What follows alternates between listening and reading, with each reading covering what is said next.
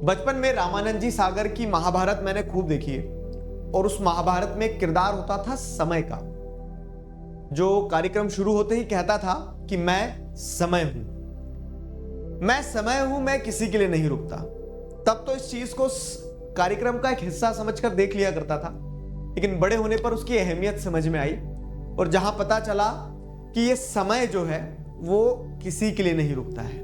आपके बड़े भाई होने के नाते आपको इस समय पर एक समझाइश देता हूं कि अब जितना समय बचा है बोर्ड एग्जाम्स के लिए आपको उस समय का सदुपयोग कर लेना। Hello everybody, this is Digraj Singh Rajput, welcome to our channel. इस वीडियो में एक बहुत ही इंपॉर्टेंट टॉपिक पे हम डिस्कशन करने वाले हैं। 5 इंपॉर्टेंट टिप्स जो आपको फॉलो करना है फॉर सॉल्विंग सैंपल पेपर्स या फिर while solving sample papers. Considering the time, जितना समय अब हमारे पास में आज से 15 दिन 20 दिन के अंदर अधिकतर बच्चे आप में से, चाहे आप 10th में हो 12th में हो, आप सभी लोग अपना पहला दूसरा जो भी है बोर्ड एग्जामिनेशन लिख रहे होंगे और इन बोर्ड एग्जामिनेशन को लिखने के पहले और ये जो समय आपके पास बचा है, इस समय में एक चीज कॉमनली, ठीक है, कंसीडरिंग की मेजॉरिटी बच्चे ये चीज कर रहे होंगे, वो क्या कर रहे होंगे कि वो सैंपल पेपर्स लिख के देख रहे होंगे। पता नहीं कितने लोग लिख रहे हो आप, लेकिन ये आपको इस समय पे करना है। तो सवाल ये कि क्या सैंपल पेपर जरूरी है, क्यों करना है? तो सबसे इंपॉर्टेंट चीज देखो, सैंपल पेपर आपकी नेट प्रैक्टिस है। क्यों? क्योंकि जब आप पेपर बैठ के लिखना शुरू करते हो ना, तो उससे आपको वो लुक एंड फील आता है, आपको वो समझ में आता है कि आप कहां गलती कर रहे हो, आपको ये समझ में आता है कि ये गलती नहीं करना है, आपको ये समझ में आता है कि आप क्या समय में पेपर पूरा कर पा रहे हो नहीं कर पा रहे हो। तो इसलिए वो एसेंशियल है। और ऐसा नहीं कि सैंपल पेपर लिख लेने से नंबर आ जाएंगे, आप सैंपल पेपर लिखते समय कितना सीखते हो उससे नंबर आएंगे। मतलब आपको आपकी गलतियां समझ में आती है, आपको ये समझ में आता है कि कहां चूक हो रही है, आपको ये समझ में आता है कि क्या नहीं करना है। तो इसलिए सैंपल पेपर सॉल्व करना तो जरूरी है। तो coming straight to the point, मैं 5 इंपॉर्टेंट टिप्स आपको इस वीडियो में बताने वाला हूं और ये पांचों की पांचों टिप्स जो है वो आपको कहीं ना कहीं एक पर्सपेक्टिव देगी कि क्या गलतियां नहीं करना है, कैसे सैंपल पेपर सॉल्व करना है। पहली बात यह है कि create an exam like environment. क्या होता है ना, आप में से अधिकतर लोग, वो क्या कृष के पिताजी का नाम क्या था, रोहित मेहरा के पास वो एक स्किल थी ना, किताब स्कैन कर देते थे वो, ठीक है। तो थोड़ी थोड़ी आत्मा आपके अंदर भी आ जाती है, जैसे जैसे आपके पास में क्या होता है, जैसे जैसे आपके पास में समय कम होते जाता है एग्जाम से पहले, तो आप भी पेपर, आप जो भी सैंपल पेपर ले रहे हो, आप सैंपल पेपर को पलटते हो, हाँ ये बन जाएगा, हो जाएगा, चलो कर लिया। This is the worst approach. क्यों? क्योंकि ना इधर के रहे ना उधर के रहे, तो बहुत सारे सैंपल पेपर सॉल्व करने की जरूरत नहीं है, ठीक है। अब आप उस पॉइंट पे हो जब आपके पास समय कम है, तो ईमानदारी से बैठ के कम से कम 2-2 सैंपल पेपर सॉल्व करो और ये इंश्योर करो कि आप लिख पा रहे हो कि नहीं लिख पा रहे हो, ठीक है। तो पहली जो टिप है वो ये है कि आपको एग्जाम लाइक एनवायरनमेंट क्रिएट करना होगा। उसके लिए क्या करना होगा? उसके लिए आपको ये इंश्योर करना होगा कि आप जब पेपर सॉल्व करने बैठ रहे हो तो उस टाइम में बैठो जिस टाइम में आपका एग्जाम होगा। जैसे 10 से 1 के बीच में अगर एग्जाम होना है, 10:30 से 1:30 के बीच में एग्जाम होना, तो वो उसी टाइम में बैठ के पेपर दो, ठीक है। तो आप बॉडी अडेप्टिव हो रही है आपकी कि हाँ इस समय पे एग्जाम देना है। उसके साथ साथ आप ये इंश्योर करो कि आपको 3 घंटे कोई डिस्ट्रैक्ट ना करे। घर के किसी ऐसे कोने को पकड़ना जहां पे आपको कोई डिस्टर्ब नहीं करने वाला है। मोबाइल 3 घंटे बंद रखना है आपको। पानी की बोतल लेकर बैठना। देखो बहुत सारे बच्चे स्टिमुलेशन के लिए क्या है, ड्रेस, जूते, मोजे, टाई पहनकर बैठते हैं, बहुत बढ़िया, ठीक है। तो जो भी है जिससे आप एक फील ले सको कि हाँ आप एग्जाम देने जा रहे हो, वैसा, तो वो आपकी ट्रायल बॉल वाली प्रैक्टिस हो गई। फिर उसके बाद दूसरी चीज क्या है ना, राइट आंसर्स। ये एक बहुत बड़ी गलती करता है। आई डोंट नो कितने लोग रिलेट करेंगे, लेकिन this is happening. Sample paper solve करने का मतलब ये नहीं है कि आपने पेपर उठाया और पेपर उठा के क्या करना शुरू कर दिया, पेपर उठा के आपने बस पेज पलट लिए, ये बन जाएगा, ये वाला आंसर तो मुझे आता है, मैंने बुक में देख भी लिया एक बार। ऐसा नहीं करना है, आपको लिखना है प्रॉपर, बैठ के टेबल पे आंसर लिखना है। देखो आप अपनी कॉपी के पेज में भी लिख सकते हो, नहीं तो ये जैसे अभी आपके प्रशांत भैया और हमने 10th के लिए एक ऐसा ये निकाला प्रयास, ठीक है। ये प्रयास क्या है, तो इसमें हमने सैंपल पेपर्स भी बनाए हैं, एक वो पूरा लुक एंड फील देने के लिए। सैंपल पेपर्स के साथ साथ में हमने क्या किया, ये आंसर शीट्स भी बनाई है। इस तरह से प्रॉपर आंसर शीट है, तो ये आंसर शीट पे बैठ के लिखना है। मतलब इसके ऊपर बैठ के नहीं लिखना है, मतलब आप जब टाइम लगा के पेपर सॉल्व कर रहे हो ना, तो एक शीट में आंसर लिखो। क्यों? क्योंकि उससे आपको समझ में आएगा कि क्या आप 3 घंटे में पेपर कंप्लीट भी कर पा रहे हो। कुछ लोग क्या होते हैं ना, माउंटेन ड्यू पीते हैं और सीधे एग्जाम वाले दिन पहुंचते हैं कि अब देखा जाएगा, सब पढ़ के आएगा, जो होगा देखा जाएगा। लेकिन जब आप एक बार प्रैक्टिस कर ले, तो ये जैसे आपका पेपर एग्जाम में आता है, ठीक वैसा का वैसा पेपर हमने बनाया है।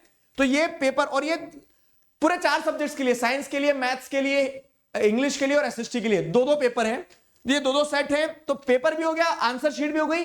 अब इसको बैठ के जब आप पेपर लिखना शुरू करते हो तो उससे आपको टाइम समझ में आता है कि कितने टाइम में आप पेपर कर पा रहे हो, क्या आपका पेपर 3 घंटे में हो भी रहा है, कितने क्वेश्चन छूट रहे हैं, आपकी राइटिंग ऐसा तो नहीं कि आगे जाके मतलब एकदम खिचड़ी बन जाती है, शुरुआत में एकदम जमा जमा के लिख देते हैं।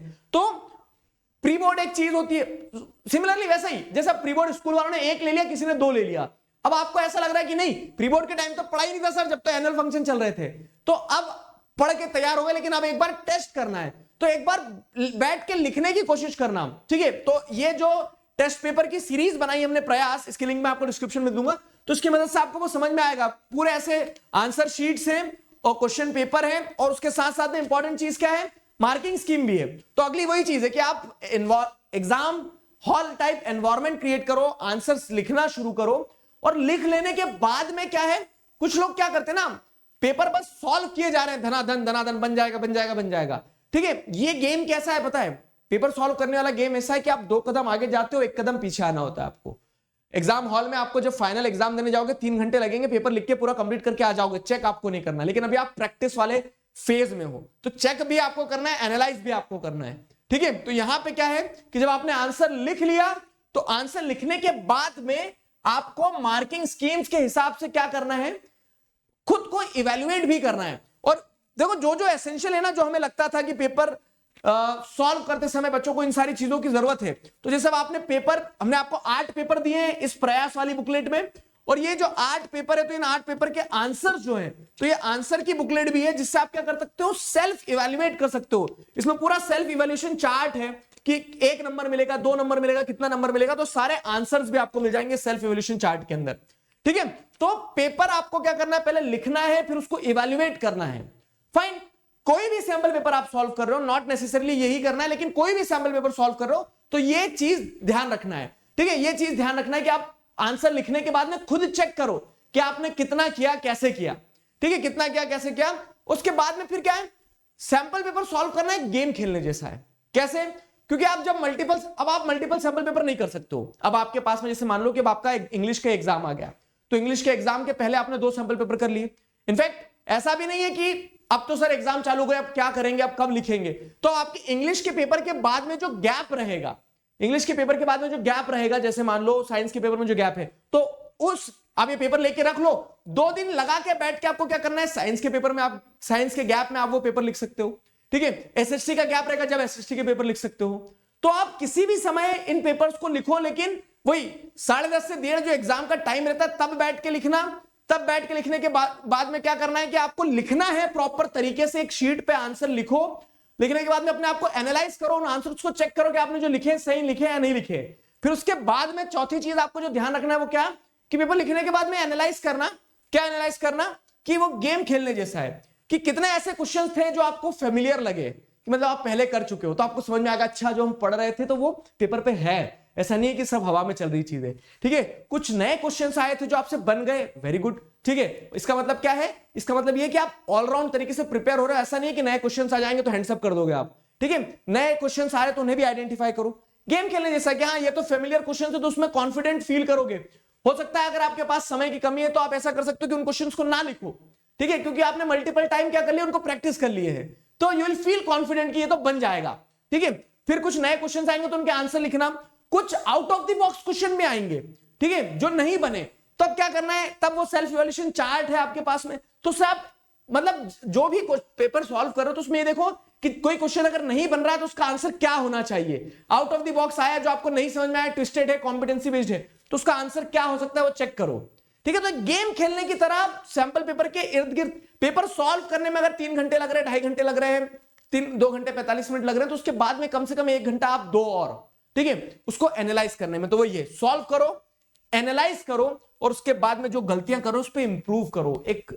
आप हो सकता है एक जनरल बना लो, उस जनरल में आप लिखते चलो। क्या लिखते चलो जनरल में, कि ये मेरे डाउट्स आ रहे हैं, वो सारे डाउट्स इकट्ठे कर लिए आपने, तो आप अपने ऑफलाइन ऑनलाइन किसी भी टीचर से पूछ सकते हो कि मैंने पेपर सॉल्व करते समय ये गलतियां करी थी, इन गलतियों का समाधान क्या है। गलतियां करना गलती नहीं है, ठीक है, उन गलतियों पे काम नहीं करना गलती होती है सबसे बड़ी, कि वो गलती करी थी तो उसको सुधार करो। एक बार गलती होती है तो गलती कहलाती है, बार बार करते हो तो आदत बन जाती है। इग्नोर मत करना उन मिस्टेक्स को। सैंपल पेपर सॉल्व करते समय जो ये छोटी छोटी गलतियां निकल के आती है उन्हें इग्नोर नहीं करना है, समझ में आया? तो ये कुछ इंपॉर्टेंट चीजें थी जो सैंपल पेपर्स के अराउंड मेरे दिमाग में थी। कितने समय से आप लोग पढ़ रहे हो, अब जब वो फेज आ गया कि जब आपको प्रैक्टिस करना चाहिए, तो उसी चीज को ध्यान में रखते हुए कुछ बातें थी। मैंने आपको प्रयास किए, जो हमारी बुकलेट है सैंपल पेपर की, इसके बारे में बताया, जिसमें आपको दो सेट मिलेंगे। ठीक है, दो सेट मिलेंगे, इंग्लिश के, मैथ्स के, साइंस के और एसएसटी के। ठीक है, ये पूरे दो सेट मिल जाएंगे। इन सेट वाले पेपर्स को आप अपने घर बुला सकते हैं, ऑर्डर कर सकते हैं। लिंक आपको डिस्क्रिप्शन में दी है। ठीक है, अब देखो ये कॉपी है, हार्ड कॉपी, इसमें प्रिंटिंग कॉस्ट होता है, इसके लिए ये हम आपको इस तरह से प्रोडक्ट के फॉर्म में दे रहे हैं। अगर आप इसके अलावा ऐसा है कि सर नहीं अब अफोर्ड नहीं कर सकते हैं वो, तो अभी भी आपके पास एक ऑप्शन क्या है कि आप टेलीग्राम चैनल ज्वाइन कर लेना, तो आपको पीडीएफ मिल जाएंगे। तो आप फिर वैसे ईमानदारी से, लेकिन घर बैठ के लगा के टाइम से सॉल्व करना होगा आपको। ठीक है, तो जो सारी चीजें बताई उनको ध्यान में रख के आपको पेपर सॉल्व करना होगा, जिससे आप क्या कर सकते हो, अपने आप को और स्ट्रेंथन कर सकते हो, अपनी प्रिपरेशन को लुक एंड फील ले सकते हो। बोर्ड एग्जाम से एक दिन पहले, मतलब इट्स गुड ना कि कल सोशल का पेपर है, आप एक सोशल पेपर की आंसर शीट को क्या कर रहे हो, लगा के सॉल्व करके देख रहे हो, तो यू विल फील कॉन्फिडेंट। और पेपर जो है, तो वो भी ध्यान रखना, सैंपल पेपर स्ट्रिक्टली बेस्ड होना चाहिए सीबीएसई की गाइडलाइन के हिसाब से। तो उसी हिसाब से पेपर्स भी हमने डिजाइन करे हैं। ये पेपर्स मैं आपको पीडीएफ फॉर्मेट टेलीग्राम पे भी दे दूंगा, और आप घर बुलाना चाहते हो तो link is given in the description. Fine, तो this was all from my side. I hope you people enjoyed the video, found something fruitful. मिलते हैं नेक्स्ट वीडियो में, तब तक अपना ध्यान रखो, मुस्कुराते रहो। Signing off with this, together we can, we will. Thank you very much.